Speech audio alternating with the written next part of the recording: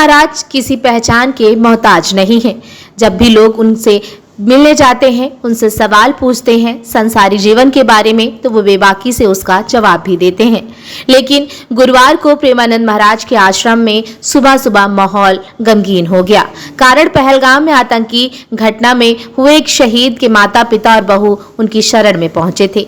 जब उस दिन हुई घटना के बारे में माँ बहू ने फूट फूट कर रोते हुए बताया तो वहां मौजूद हर एक आंखों में आंसू आ गए। स्वयं प्रेमानंद महाराज द्रवित हो गए और शहीद के परिवार से धैर्य धारण करने को कहा।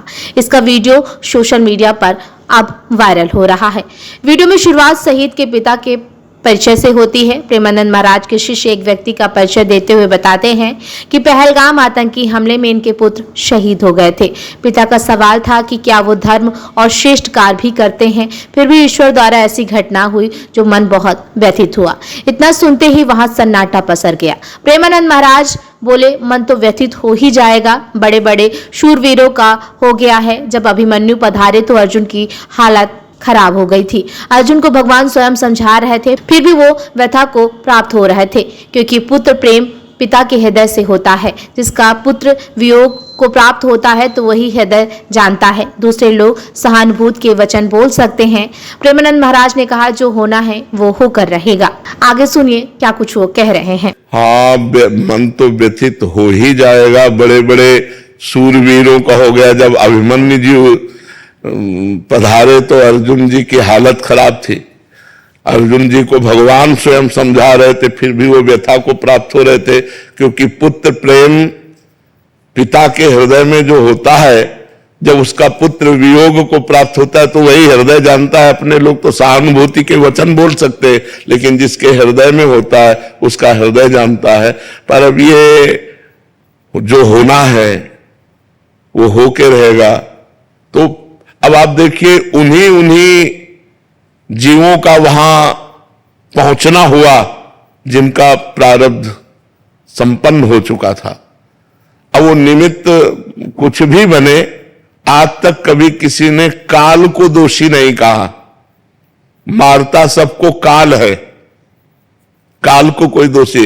अब काल वो विविध रूप धारण कर लेता है, एक्सीडेंट, हार्ट अटैक या कुछ भी, जो भी, लेकिन आयु जब पूरी है तो वो पूरी हो जाती है। तो हमें लगता है, यद्यपि इस ज्ञान से हृदय का दर्द कम नहीं हो जाएगा, पर हमको ये ज्ञान धारण करना पड़ेगा कि जब जहां जिसकी जैसी हो भवतव्यता तैसी बने सहाय, आप न आवे ताई पे ताई तहां ले जाए।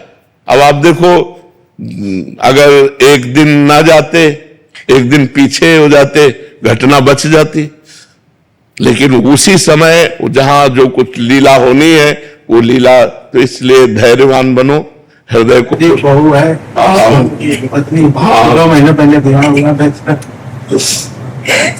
नहीं, हम व्यथित हैं। हम भी कई दिन तक व्यथित रहे जब ये घटनाएं सुनी ना, कई दिन तक। तो आप तो वहां उपस्थित होगी। जिसके आंखों के सामने, वहां तो सब पत्नियों के सामने तो पूछ के मारा था कि अगर हिंदू हैं तो बोलिए। इसके बगल में सब पूरा ब्लड से आधार बड़ी, वो तो दृश्य ही इतना भयानक होगा कि कैसे, मतलब 2 साल से हम भी आपके 11 लोगों में से गए थे और पहले स्टेज पे पहुंच करके आपका कृपा चाहे जो भी हो, रात में हम भी थे, लेकिन लौट आए थे। अच्छा नहीं लग रहा था वहां जाने में, तो अपने काम बैठे हैं, बेटा तुम लोग चल आने। अब तो धैर्य धारण करना पड़ेगा बच्चा, वो तो। लेकिन तुमने वो दृश्य देखा है, वो कितना भयानक दृश्य होगा, जिस दृश्य को आपने अपने सामने देखा कि अपना जीवन साथ हम लोग के दिमाग से जाता ही नहीं। हमारे गुरु रमण तिवारी महाराज नाम जप करते मेरे वही चेहरा। हाँ बिल्कुल नहीं, नहीं आप चर्चा कर रहे तो हमारा हृदय व्यथित हो रहा है। वो कई दिन व्यथित रहा, जो हमने घटना सुनी कई दिन व्यथित रहा, जैसे आप फिर ताजा हो गया। आप तो दृश्य देखे हैं और आपके तो पति गए हैं, पुत्र गए हैं, अपने लोग तो केवल सुनकर तो भी हृदय व्यथित हो जाता है। पर आपको धैर्यवान बनना चाहिए। हम लोग का मन बहुत नहीं, अब धैर्यवान बनो। रोने से या व्यथित होने से, डिस्टर्ब होने से अब हाथ तो कुछ लगेगा नहीं। अपना स्वास्थ्य कमजोर होगा, अपना चिंतन बिगड़ेगा। इसलिए नाम जप करो, धीरे धीरे इस दुख को हटाने की कोशिश करो। यद्यपि बहुत कठिन है, हम फिर भी कह रहे हैं बहुत कठिन है। बड़े बड़े धर्मात्मा पुरुष व्यथित हो गए हैं इन कार्यों में। भगवान का 14 वर्ष का जो ही वनवास का कैकेयी जी ने दृढ़, तो भगवान के वियोग में दशरथ जी के प्राण चले गए। हा राम कह करके अपने प्राण। तो ये पुत्र प्रेम, जब लक्ष्मण जी को वो वीर घातिनी शक्ति लगी तो राम जी चिल्ला चिल्ला के रो रहे थे कि अगर मैं ऐसा जानता तो पिता के वचन न मानता। तो भ्रातृ प्रेम, पुत्र प्रेम, ये ऐसे प्रेम है जो हमारे हृदय को व्यथित कर देते। पर हम भगवान से मनाएंगे कि आप लोगों को धैर्य दे, आप लोगों को सुख प्रदान करें और आप सुख पूर्वक जिए। आप इस तरह के चिंतन में अगर और बढ़ते चले गए तो डिप्रेशन में पहुंच जाएंगे, परेशान हो जाएंगे। अब थोड़ा हिम्मत कीजिए, धैर्य कीजिए। हमें भी हृदय से व्यथा है, पर अब उस व्यथा की पूर्ति कर नहीं सकते।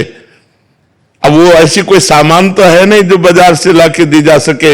एक बार जो आकृति मिट गई, वो सृष्टि में दोबारा चाहे लाख कोशिश करो वो मिलने वाली नहीं है। अब वो पुत्र मिलने वाला नहीं, चाहे हम तुम दिन भर बैठकर रोएं या दिन भर बैठकर भगवान से प्रार्थना करें, अब वो दोबारा नहीं आ सकता। तो हमें चाहिए धैर्य पूर्वक नाम जप करें और अपने हृदय को संतुष्ट करें। भगवान की बड़ी विचित्र लीला है, बड़ी विचित्र लीला है। मतलब इसमें कुछ कहा नहीं जा सकता है। चुनरी ला करके इस बच्चा को दो, इनकी मां को दो और धैर्य पूर्वक रहो, सुख पूर्वक रहने की चेष्टा करो। अभी तो तुम कल के नए बच्चा हो, पूरा जीवन पड़ा हुआ है तुम्हारा। धैर्य पूर्वक रहो।